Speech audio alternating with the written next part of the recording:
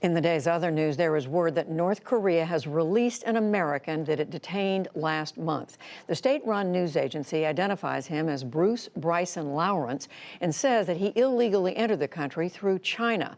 Late today, the Associated Press reported that he had been put on a flight back to the United States. President Trump said today that he has answered written questions from Robert Mueller, the special counsel in the Russia investigation. But he said he has not yet submitted the answers. Mr. Trump spoke after a bill signing today. He gave no details about the questions, but said he worked on them by himself. My lawyers aren't working on that. I'm working on that. I write the answers. My lawyers don't write answers. I write answers. I was asked a series of questions. I've answered them very easily. You have to always be careful when you answer questions with people that probably have bad intentions.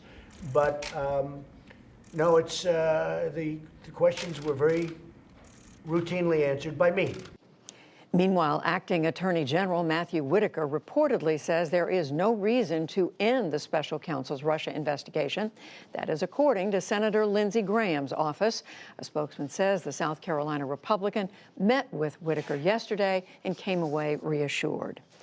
Georgia Republican Brian Kemp effectively claimed that state's governor's race late today when Democrat Stacey Abrams ended her bid.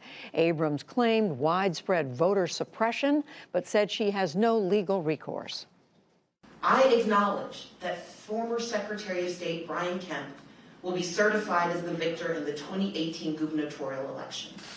But to watch an elected official who claims to represent the people in the state baldly pin his hopes for election on the suppression of the people's democratic right to vote has been truly appalling. So let's be clear, this is not a speech of concession. Abrams said that she will mount a federal lawsuit against the Georgia election system for future races.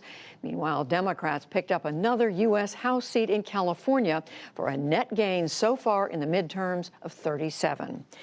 President Trump said today that he plans to nominate the acting head of the Environmental Protection Agency to be its permanent chief. Andrew Wheeler is a former coal industry lobbyist. He became acting administrator after Scott Pruitt resigned in July over an ethics scandal. Wall Street wound up a losing week with some modest gains today. The Dow Jones Industrial Average rose nearly 124 points to close at 25,413. The Nasdaq lost 11 points, and the S&P 500 added 6. For the week, all three indexes dropped 1.5% to 2%. And 7 Americans today received the Presidential Medal of Freedom, the nation's highest civilian honor. The recipients, all chosen by President Trump, included Elvis Presley, Babe Ruth, and former Supreme Court Justice Antonin Scalia, all honored posthumously.